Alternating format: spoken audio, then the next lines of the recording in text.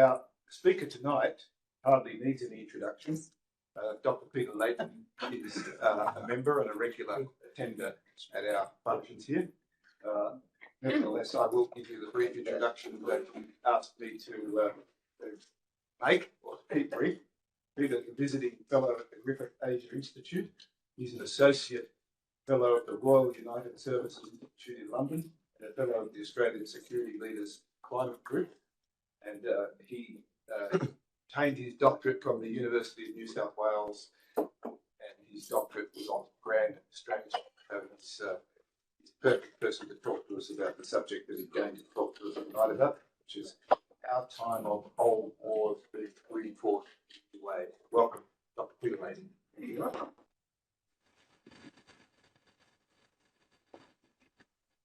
Right. Thanks for turning up. Now, first, the bad news. I think the risk of a major global war before 2030, the risk goes up every day. And whether Australia's involved or not, it will impact you.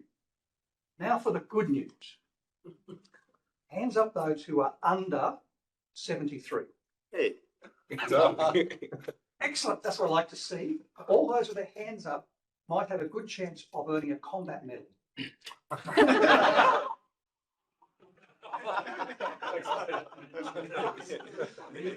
Ukrainian soldier that the Australian Army has trained in the UK so far, the oldest, was 72. So hands down, future soldiers, and forward to the front line. Now, the fundamental reason all you under 73-year-olds are now all able to fight in big modern wars is because of the impact of digital technology on warfare. Your smartphone was a warning of a changed world. You may have missed it. Digital technology is what this talk is all about.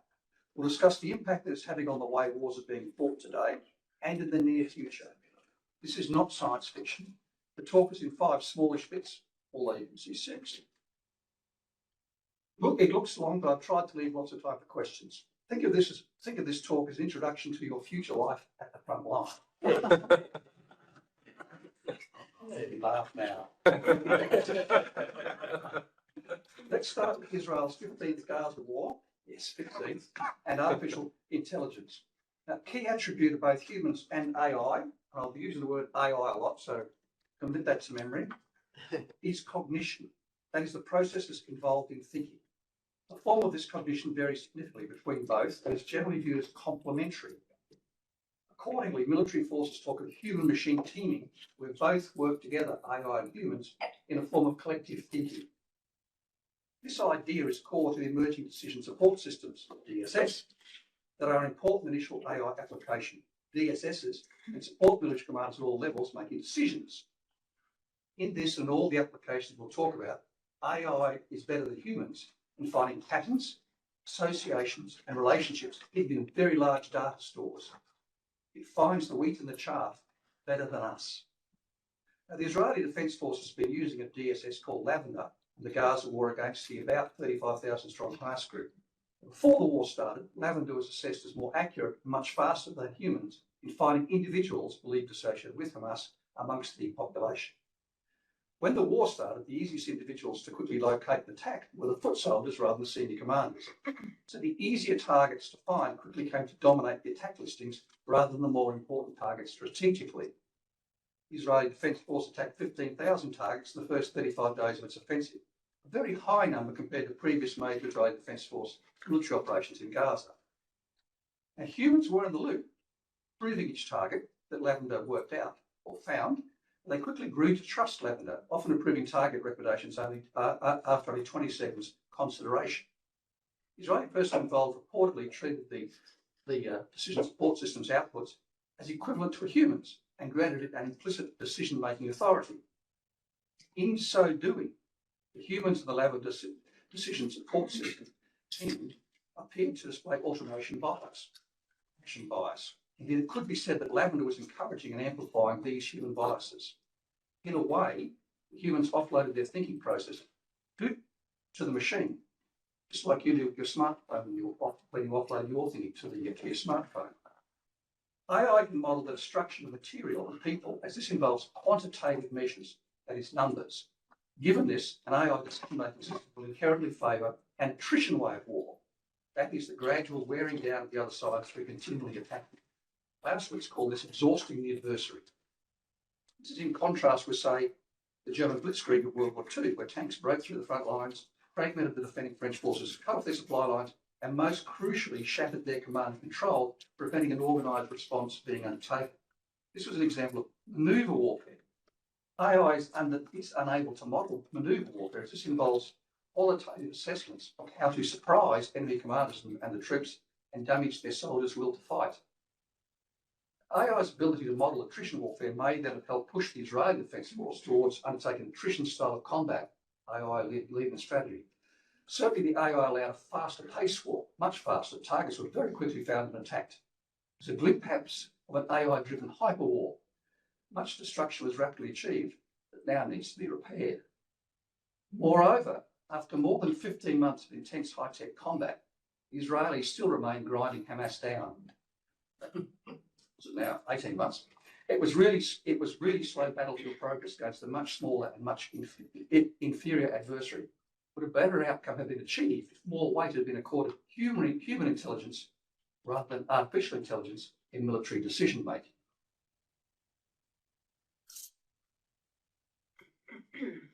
Some drones on transparent battlefields. Meanwhile, just as the Gaza war started, the Ukrainian armed forces, not terribly far away from Gaza, were increasingly using the locally developed Delta decision support system.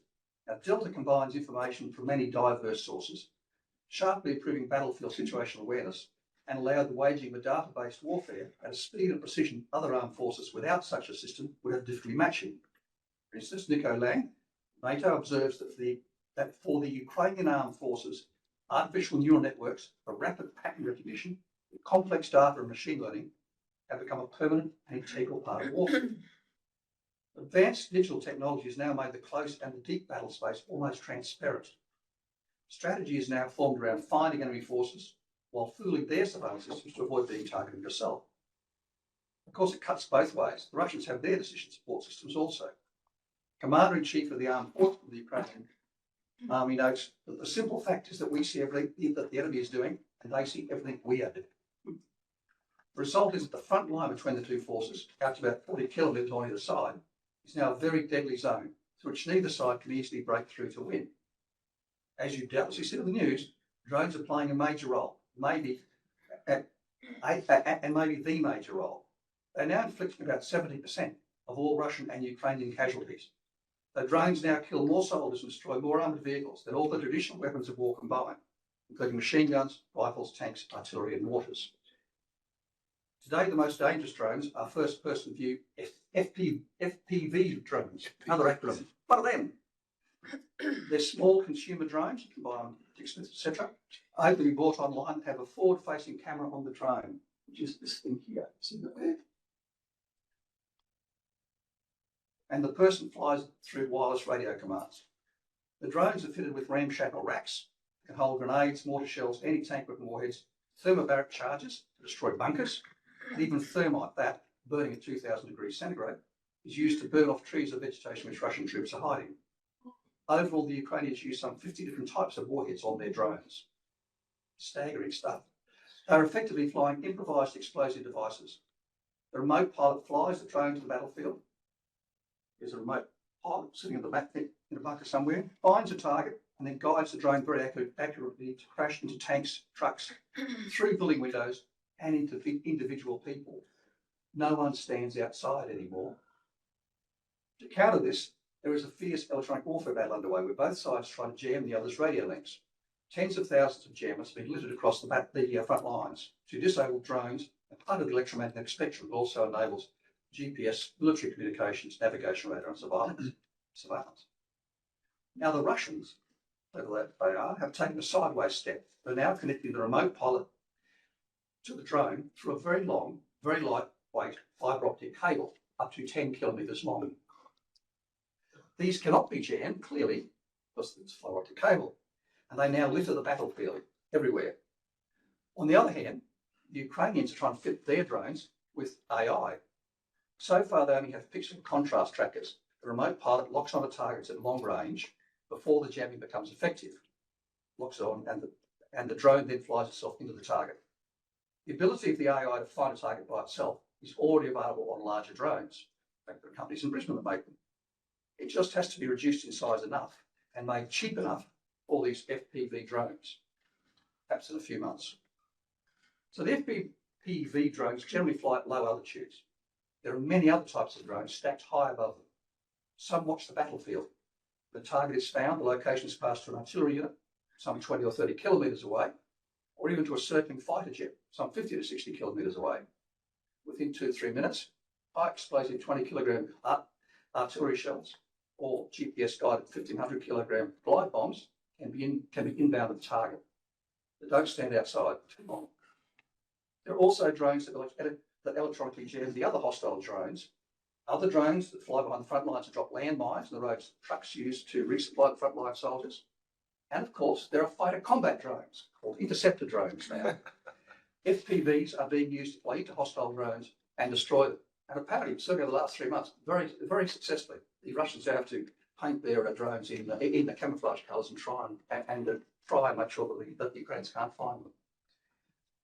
Ukraine now also has ground drones, some with cameras for surveillance, some for mine clearance, some armed with machine guns, some that can drive the tanks and other vehicles and then explode. In the Battle of Lipsy late last year, for the first time, Ukrainian forces successfully attacked Russian positions using only ground drones and FPV drones instead of using infantry. This battle involved remote operators, but autonomous operation of uncrewed ground drones by using onboard AI is almost here. So ground assault using robots only. Let's quickly shift to the deep battle. At sea, the same revolution in military affairs is underway. When the war started, the Russian fleet ruled the Black Sea. Ukraine developed numerous types of uncrewed surface and underwater vessels. Like the FPV drones, these are expendable and guided by remote operators who connect to the uncrewed vessels through the high bandwidth Starlink satellite communication system. So are speedboats with bombs, if you like. After many attacks by the uncrewed vessels, about 26 sinkings of Russian warships, the Russian Navy has learnt the lesson and now has retreated to the eastern part of the Baltic, as far away from Ukraine as they can get. In the air, the same transformation. Russian Aerospace Forces initially deployed some 350 modern fast jet combat aircraft. After a few days, however, they began to suffer high aircraft attrition from the Ukrainian air defences. Equally, the Ukrainian Air Force began suffering very high losses from the Russian air defences. The result was mutual air denial. The Russian Air Force couldn't operate manned aircraft over Ukraine and vice versa. Accordingly, for deep strategic attacks, the Russian Aerospace Forces now use large numbers of missile and drone systems and multiple types. As an example, in a single heavy attack on power plants in the Kharkiv region last year, Russia fired about 150 drones and missiles. These included air-launched cruise missiles, in-cell hypersonic missiles, Iskander ballistic missiles, surface-to-air missiles used in a surface attack mode, and large numbers of Iranian-designed Shahed-136 attack and decoy drones. And they're operated, if you like, as a big formation that ends up at the target area at the same time. Everything's coordinated, and they fly highly specific routes so that they avoid the Ukrainian air defences. Russia conducted these physical attacks in concert with cyber attacks. Kremlin-controlled hacker group Sandworm targeted some 20 energy facilities in Ukraine and timed to amplify the missile and drone attacks. The deep battle is now all robots, with humans a long way away, behind and safe in friendly territory. So let's step back a bit then and look at the bigger long-term picture of that Build Technology Fund. Jonathan Bailey, a British general from the Artillery Corps, famously declared that 1917, the third year of World War I, as the birth of the modern style of combat. Before then, soldiers fired at each other directly. They saw an enemy soldier, pointed their rifle, and fired. It was war on a flat plain. However, in 1917, three-dimensional war became the foundation of the tactical, operational, strategic levels of war. This involves indirect fire, using both air power and artillery firing at distant locations where the artillery had been told that the enemy was. So from 2 dimensions to 3. Since then, all wars have increasingly become three-dimensional, with the use of indirect fire expanding in every war. Soldiers don't wait to see the whites of their eyes anymore. Instead, adversaries engaged well beyond the line of sight. Come on.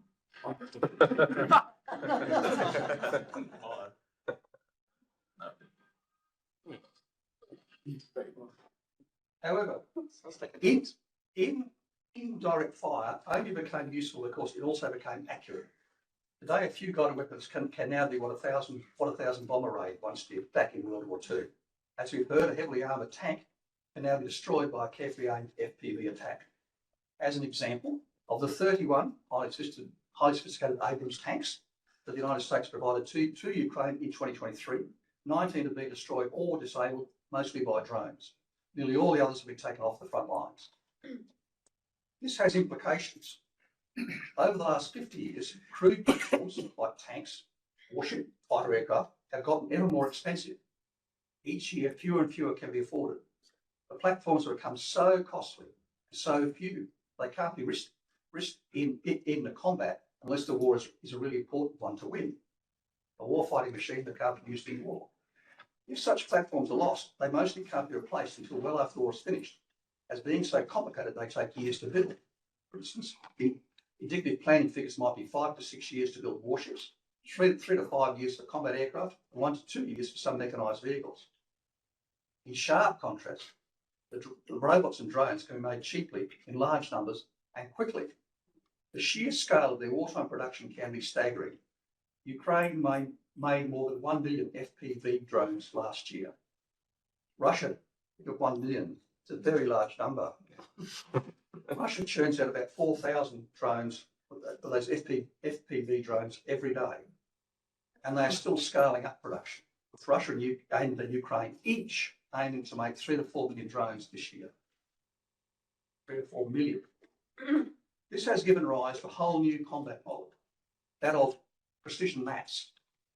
Now, that's a pretty crazy term. It was unthinkable 5 years ago, but it's now in combat. It implies swarms of very large numbers of drones that seek out and attack individual targets, precision with mass.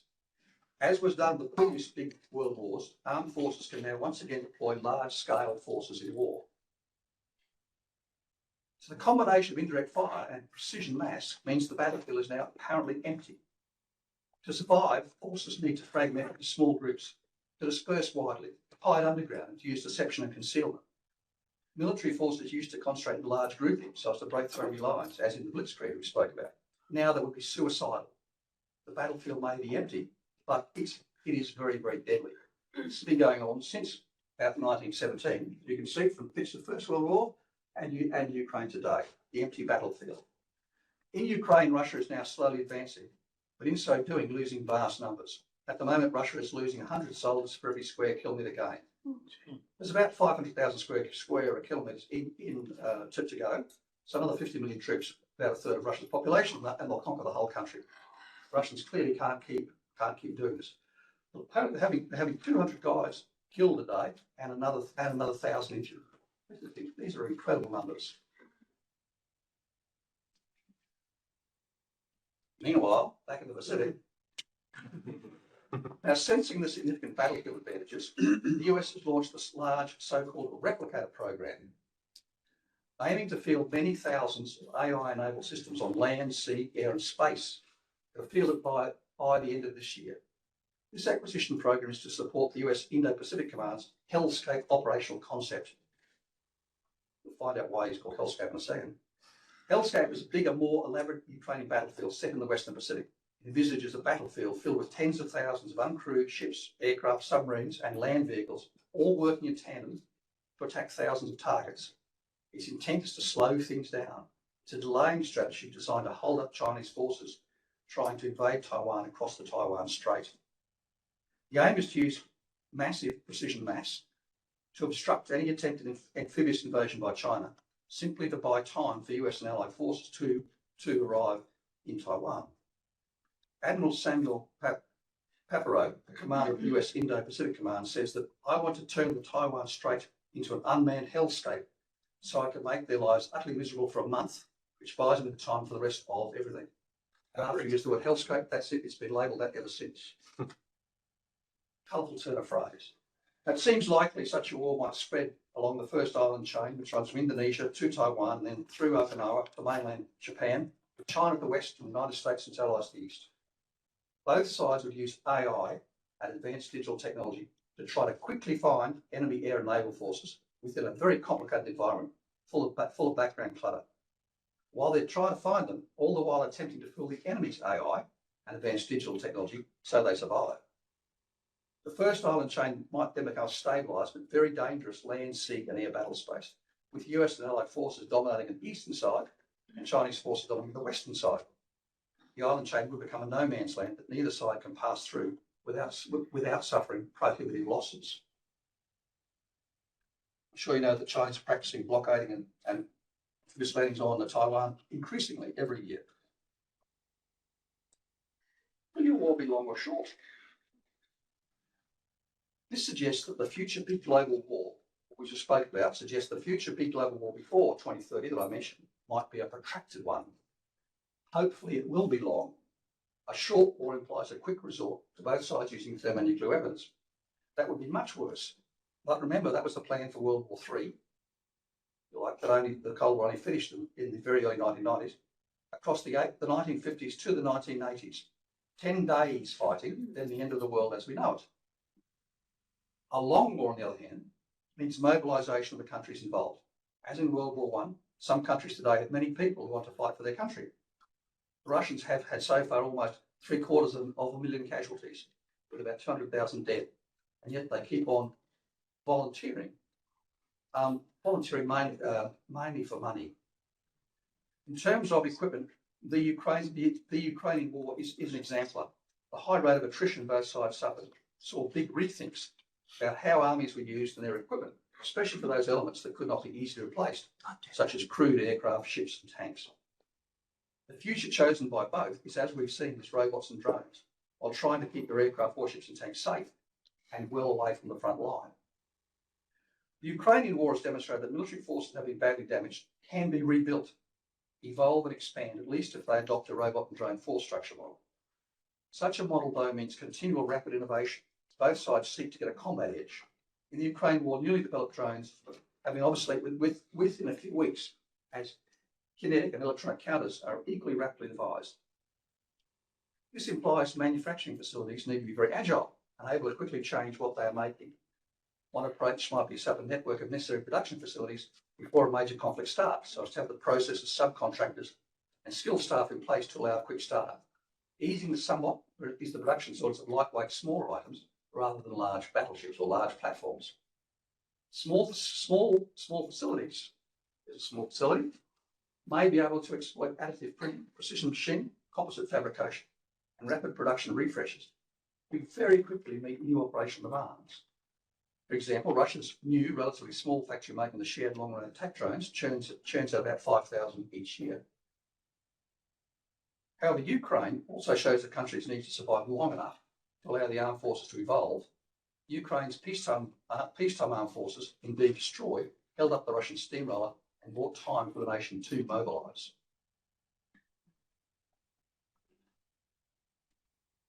A glass half full. Does that kind of future world and future war sound appealing? Remember that you may not volunteer. You might find some future government that conscripts you.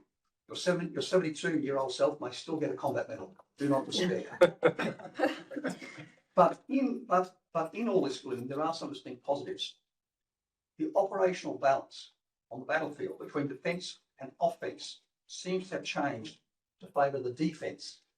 The defence is now stronger. People can't break through that particular front line. This is definitely to the grand strategic advantage of status quo powers such as Japan, South Korea, Taiwan and us. Russia's invasion of Ukraine has shown that aggression comes at a very high cost in terms of blood and treasure. Other possible addresses will be taking notice. Sure, China might invade Taiwan in the next few years, or the Russians march into the Baltics. But on the other hand, they might not. Deterrence might hold. The scary picture that I painted might frighten others as well as frighten you. Now, before we go on to questions, I'm an academic, okay? So what's the principal aim of an academic? Sell books. Well, Here it is. My latest book is out of paperback. These are the hardback, hard to get. I'll be selling these after this for about $40. And I've also bought my bestseller, my grand strategy book for $20.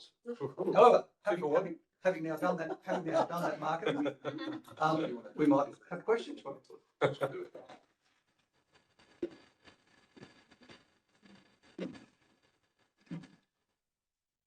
Safely.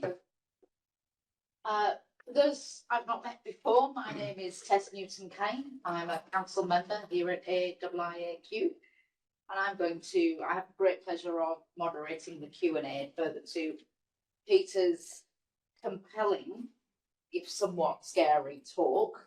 I spent quite a bit of social time with Peter. He's not a scary person. He's one of the least scary people I know. But he certainly, I think he's given us all plenty to think about and hopefully discuss. So in the usual manner, I would ask you, if you're in the room, to raise your hand if you would like to ask a question. If you're online, please put your question into the chat. When you are called upon, please introduce yourself. Keep your question nice and short so that we can have plenty. Okay, who would like to kick us off? There's all these young volunteers. Let's have this young man here in the check shirt. Thank you. My question, thank you for a nice presentation. My question is like, why would you want to keep tanks and ships and airplane crews safe if they don't play like such, if they don't no longer play such critical role in modern warfare anymore? So the assumptions, I suppose, is that there's a number of thoughts here. So people are not sure whether this change to drones and robots is permanent, or whether this is just a flash in the pan of the Ukraine. And that's the old school, if you like, that always thought that cavalry horses would be sort of good in the First World War as well. So there is a bit of a clinging to the past. Now, but there's also the other case that while drones are killing most people at the moment, part of that is because the artillery forces that the Ukrainians have been depleted greatly. So their most effective weapon is what they've got left, if you like. So the artillery are still, the artillery is certainly playing a role, and they'd like more. The tanks less so. The tanks are not used to that blitzkrieg thing of rushing forward and sort of into big armoured manoeuvre stuff and Western Desert stuff with the Israelis and all that sort of stuff that you see in the movies. The tanks, if you like, have been hidden near the front line, and when there's an attack by the bad guys, they rush out, fire a few shells, and rush back again. So they try and hide themselves as much as they can. Hiding is really, really important. What can be seen can be hit, and what can be hit can be killed. So I think we're at a transition phase, but nonetheless, sitting in a 40-ton armoured box apparently does have some advantages on the battlefield. Okay, who's next? Yep, down the back, and then we'll come to this young man here. Larry Crump from the Griffith Asia Institute. I want to thank you very much for a great presentation, really informative. I'm wondering, how important are submarines to Australia? and if you could choose, would you have other tools or weapons that you would have instead of all the money the Americans are going to charge us for those submarines? So August is the conversation of the day, I suppose. And the problem is certainly taking up a fair bit of the Australian defence budget, which means there's less left over for robots and drones, if you like. And it's also so far away that as you say, in 20 years' time, at the rate which things are changing and have changed the last 5 years, you have to say that submarines will be looking very shaky. So there's a bit of an assumption here that submarines are going to, if you like, lurk 1,000 kilometres offshore, got that, and they'll launch unmanned platforms into the shore, whether their cruise missiles are flying in the air, surface vessels, or undersurface things. But these large submarines will end up being drone launching platforms. That's okay, and that gets through the argument of, but Australia's a long way from anywhere, therefore we have to get the drones through there. But if you look at the last 10 years or something, drones have got a lot longer range as well. There was some news report a couple of days ago about those nice people, the Houthis, and they've been buying fuel cell stuff which apparently can now go on to consumer drones and give them a range of a couple of 1,000 kilometres, 3 times more than a normal one. Okay, so it seems that there's the technology out there to overcome that particular problem as well. It doesn't get us past the business of the AUKUS submarines, I suppose. I mean, I think that was partially why it was being sold initially as being a nation-building thing to improve the skills of workers, if you like, because there are definitely doubts about whether this is a good idea in 20 years' time. But no, but the government that first started this idea and this government won't be around then. So I feel like it's deferring a politically charged issue that no one has a really good answer, because none of us can see the future. I mean, if I'm right, bear in mind, I'm hoping I'm wrong here. If I'm right, there's a major global war in the next 5 years. That may resolve these uniquely. We may not need nuclear submarines anymore. Thank We you. win all lose. So I guess I was wondering, given that Sorry, can you introduce yourself? of course, sorry. My name's Rob. I'm formerly a student with the University of Queensland studying international relations and peace and conflict, and I'm just about to join the RAAF as an officer. I picked 2 things out of your talk. The first is that we've got these darling weapon systems that we seem less likely to spend because they are now so vulnerable. And second is that we have all of these highly expendable drone systems, and that we're making a lot of decisions using AI. Do we think that these trends will make starting a conflict more likely or less? Yeah, well, that's a big and excellent question. You have to sort of assume that it'll make starting war easier for politicians because they aren't risking people's lives.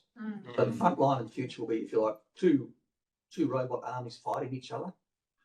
That then gets us on to but is this war? Or is it just like a mechanical game, if you like? So how would you tell when someone's won or lost? I mean, at sort of the moment, wars cost us an enormous amount in treasure, but it is the blood that really motivates people. So, I mean, I can see the future empty battlefield, if you like, of fewer and fewer frontline people, a lot more people at the back, because a lot of these machines require a fair bit of maintenance and support, and you've also got to bring them forward, etc. While they look small and affordable, they are.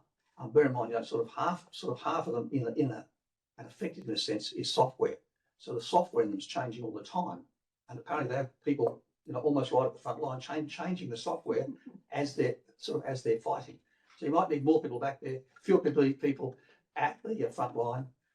I would have to assume it will make wars more likely. But you have a point of, okay, both sides have, if you like, have destroyed their peacetime robots and drone structures. At that point, will the fear of sending humans forward to be killed then stop the war, or will they have blood in their eye and they'll just keep on going? Okay, whoa, I'm gonna go here and then to this young lady here. Hi, Paul Lucas, State President of the AAA. Great talk, Peter, as always. 2 unrelated questions. The first one is drones rely, or most ones do, on semiconductors. What's going to happen with boycotts on Russia, blockades, etc., on semiconductors, and indeed the very weird behaviour of America towards Russia, and then perhaps what might happen with Iran and China not liking that? The second one is something you haven't touched on because it's not the subject of your talk tonight. But if the matter in Ukraine is resolved one way or the other, regardless of how it was resolved, if Russians are on Ukrainian territory, there will be an insurgency issue. And what no one has yet mastered is how one deals with an insurgency, how one occupies another country. The Russians and the Americans and the British all learnt that in Afghanistan over the course of hundreds of years. Right. So the semiconductors. So a lot of especially those Iranian drones, etc., use semiconductors, but the chips are quite large and they're fairly fairly sort of primitive ones. Now, when the war first started, they bear in mind the Russians, and we go back to the good old days of the Soviets. So when they actually build machines of war, they try to build them as simply as possible. I also try to build them so they can be repaired, and they can be repaired, if you like, with things they can capture from the other side. So the missiles they launched for the first year or so, they had semiconductor chips in them. These cruise missiles, and of course their production lines are still going. They had bought in semiconductors from the West to use in those missiles. The West put on sanctions. So Russia then turned around and bought a whole pile of consumer goods from various countries around the world, like washing machines, etc., that have semiconductor chips in them, and use those semiconductor chips in their cruise missiles. So they are primitive. We're sort of up to now, of course, the world supply of washing machines has been decimated. So what's happened now is that with these cheaper drones, they are running on Chinese semiconductors, and Chinese engines and Chinese navigation systems and stuff like that. Now this is using dual use stuff that you can pick up from your smartphone or pick up anywhere if you like, around sort of around the world. And these are not sophisticated. These are large, sort of 40 nanometers, 50, 60 nanometer sort of chips. The Americans have put sanctions on to try and stop the Chinese getting graphic processor units and also sort of ones down to 4 nanometers, or building ones down to 4 nanometers, much smaller. So they're trying to stop the Chinese being as advanced in AI, or at least slow them down about sort of 10 years. But that hasn't slowed this war down, because the weapons that they're using are using large primitive chips, if you like. Now the second question there about insurgencies, and so sort of wars amongst the people. It's the classic. It's the classic problem. Who was the Finnish general? Who was the Finnish prime minister / general during World War II? Are we that old? No. Anyway, I should. Anyway, so the Finns fought the Russians during World War II, as you know. Long story itself. So the tide of the war has turned in 1944. The Russians approached the Finns and said, "How about you guys stop fighting?" And the Finns wanted to keep on going because they'd lost a whole pile of territory that they had gained in the previous war against the Russians. And the general of the day said to his prime minister, is a famous person, but said, "We need to vote. We need to say yes to this, because you don't understand. If the Russians take us over a country of 5 million people, they'll put us all in trains and send us to the Gulag." So I think if you're in the Russian occupied territories in Donetsk, you have a couple of opportunities here. You have, one, become friendly with the Russians, and a lot have, and clearly a lot were Russian speaking and had some empathy with them as well. Although Russian forces have been conscripting them, and they've been dying in fairly large numbers as well. So there's a lot fewer of them. Or conversely, they ship you into other parts of Russia.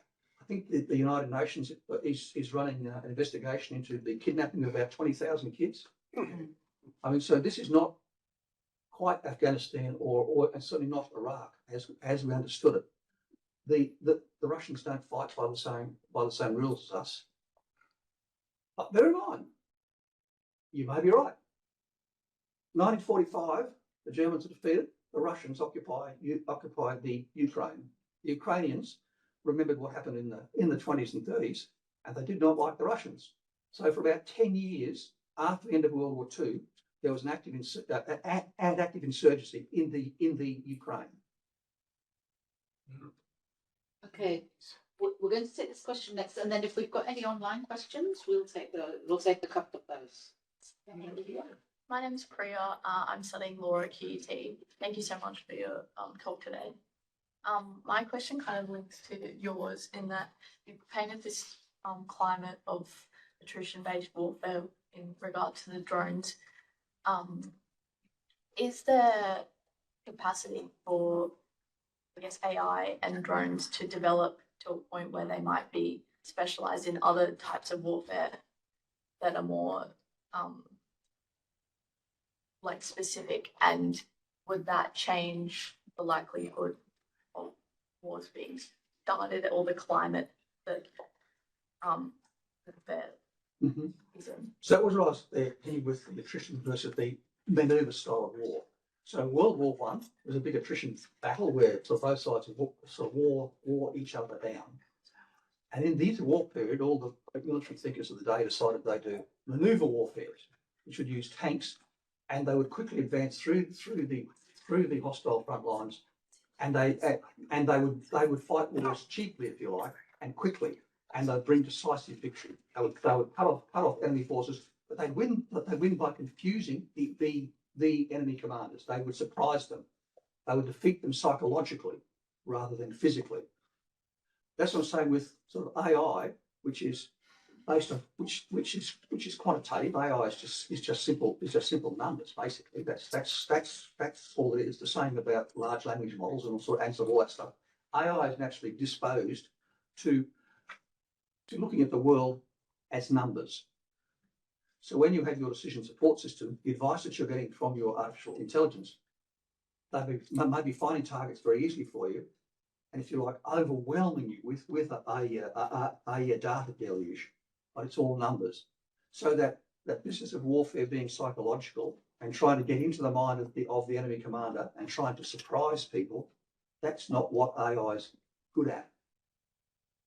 So I think the whole thing is that what we've seen so far, at least anyway, is that Gaza in particular and the Ukraine is very much moving to this attrition-based warfare, if you like. And that has big implications beyond that. But we've done it before, back in World War One, of course.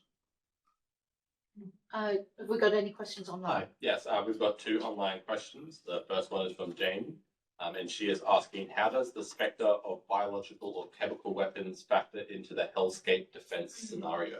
Well, that's a very specific question, isn't it?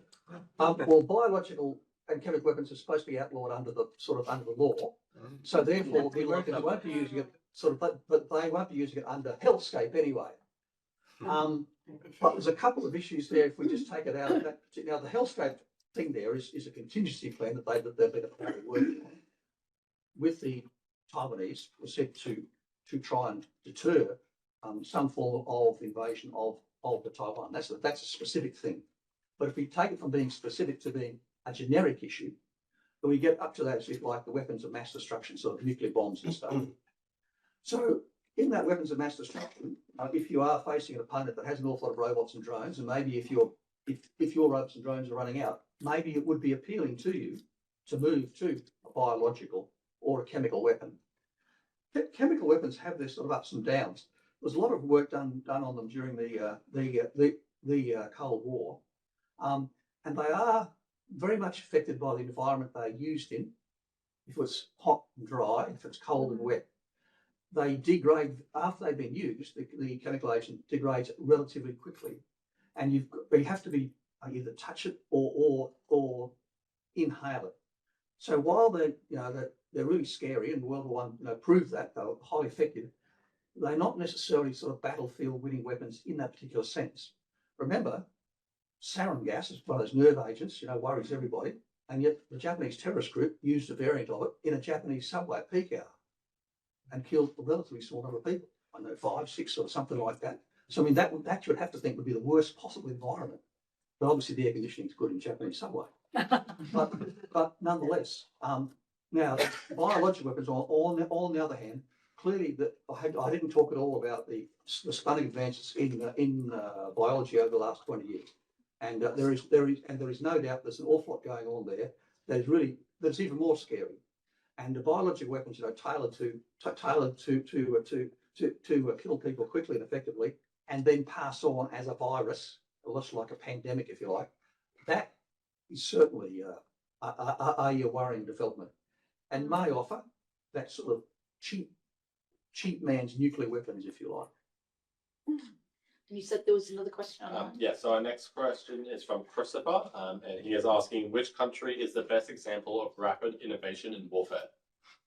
Oh, Ukraine. I mean, you have to say Ukraine at the moment, because they're, if you like, inspired because it's their life.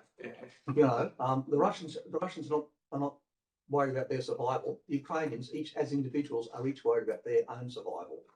So I think, as far as innovation goes, they've been remarkable. it is very hard to get organisations like militaries innovative, because militaries by their nature tend to be fairly conservative. Conservative in that when you make a decision like buying platforms or drones, you are betting the farm on this. Okay, if you made the wrong decision, the nation might lose the war and you might lose the nation. This is not a decision to be made lightly, if not, it's lots of fun. So innovation is quite difficult. I think it's not. In the last couple of years, I've realised that innovation, why I say it's difficult, actually it's not, in a sense that there's a lot of innovative firms out there. I mean, Brisbane has an awful lot of them doing an awful lot of amazing stuff.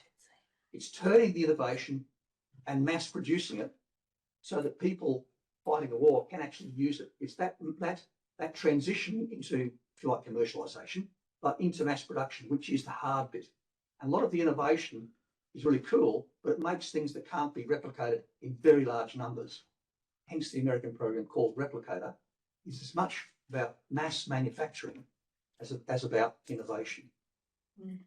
Okay. And then I'll give you. Okay, thanks. I'm Campbell. I just want to know, in a conflict where it's like an imperialist, rich nation, powerful nation attacking a much smaller or weaker nation, poorer nation, maybe like a kind of guerrilla force, in your future of high-tech warfare, is that smaller, weaker, poorer nation going to be worse off or better off in terms of the fighting? I suppose we have a demonstration, don't we? With Ukraine? Right now, no, Gaza. No. The Israeli Defence Forces are very innovative, fabulously well equipped, and not just well equipped, will have an awful lot of stuff as well. Very well trained people, hundreds of thousands of troops, whole 9 yards with their reservists and stuff. And they've been fighting their 30,000 Hamas people using AI and the best technology that man can make, if you like. Not women, man. So they've been fighting for an awfully long time now, and they still don't seem to have won. You'll recall that the Israeli Prime Minister said he wanted total victory, which he defined as all the hostages back and Hamas completely destroyed. Well, it's been going for 17, 18 months now. I said there's an awful lot of rubble. Gaza is now, I think the American president is correct, it is unlivable, but Hamas is still very much surviving.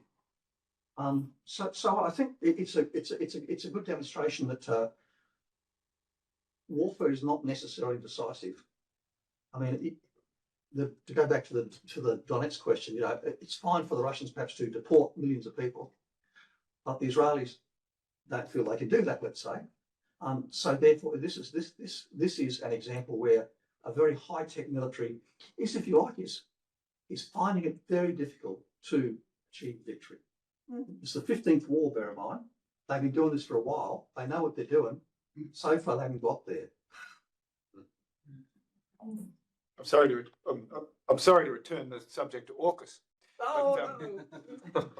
Hello, Sal. The government's been telling us the benefits of nuclear-powered, conventionally armed submarines. They highlight that, that that they can travel so far away, undetected underwater, and without having to come up to breathe.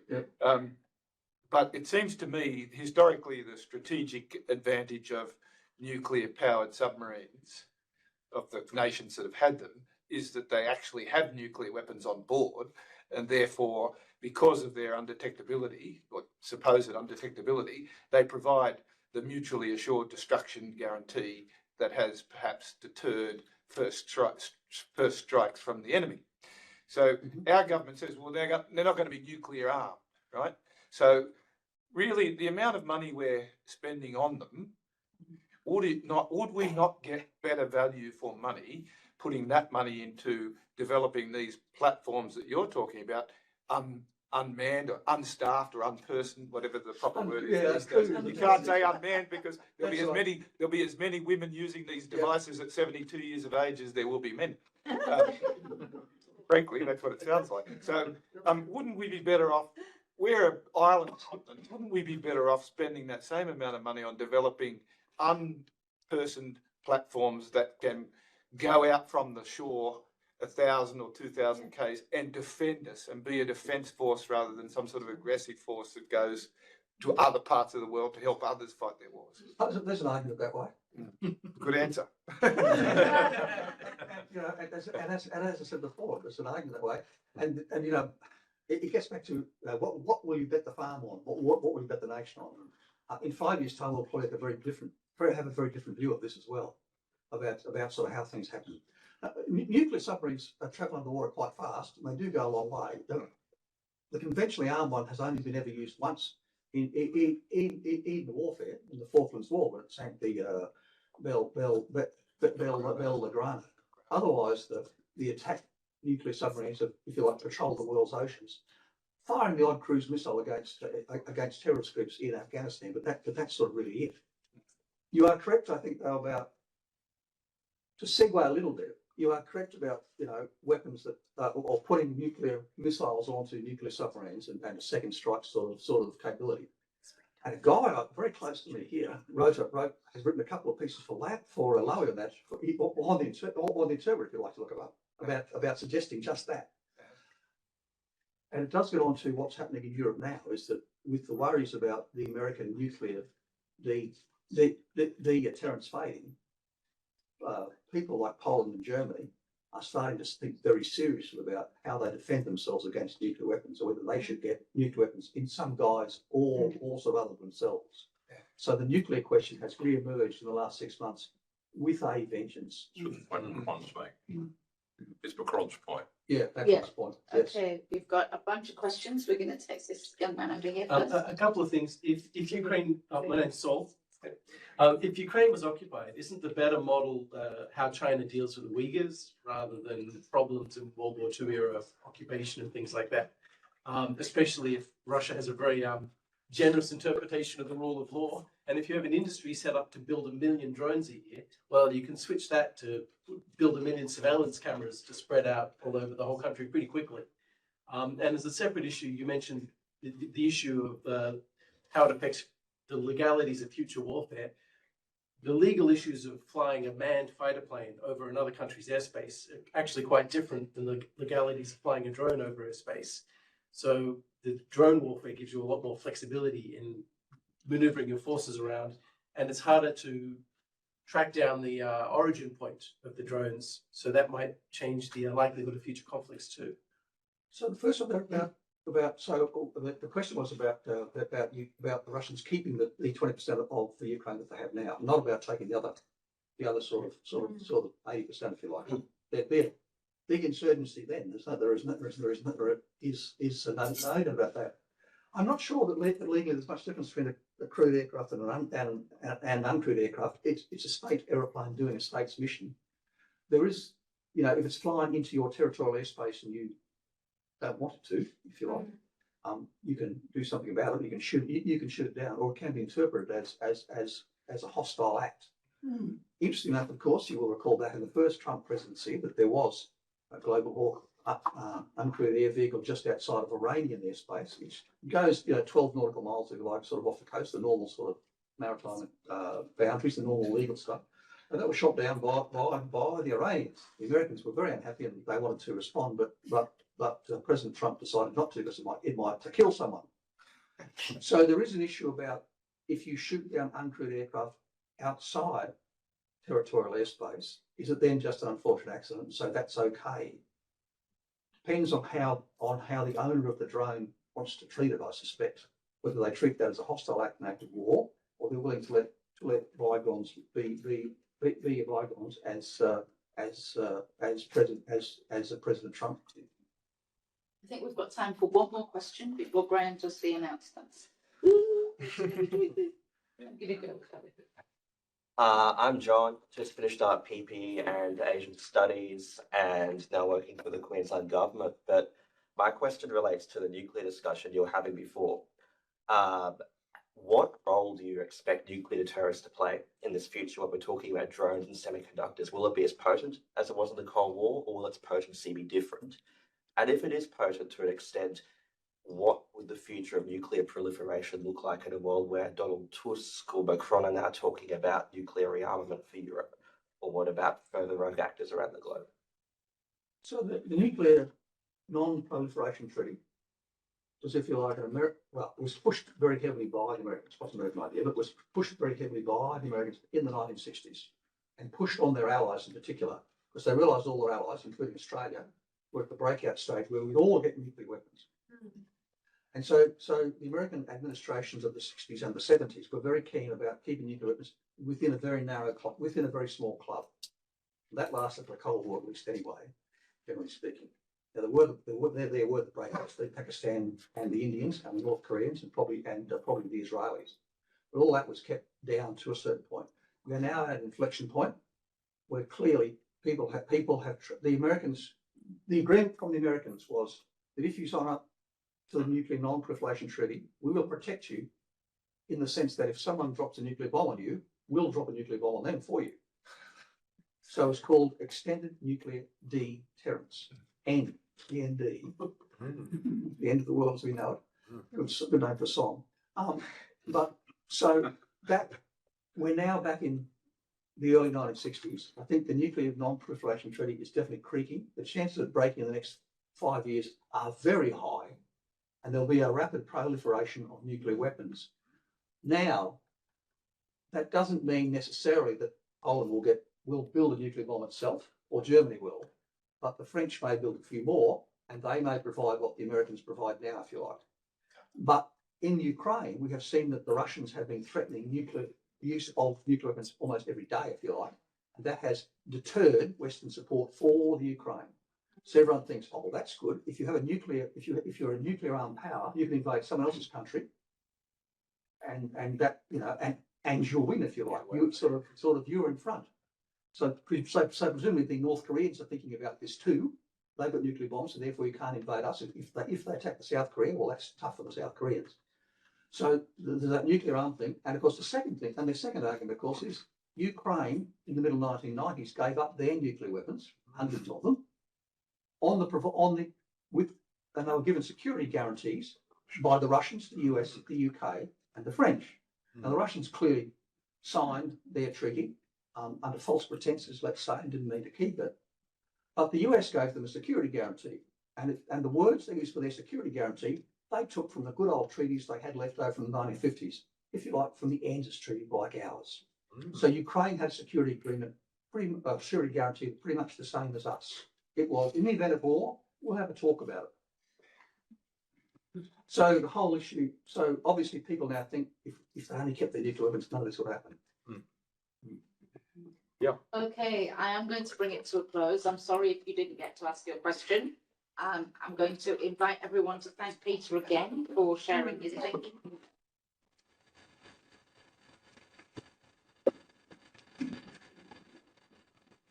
Don't forget to buy a book. Right, hold up the book. I think they're next to you.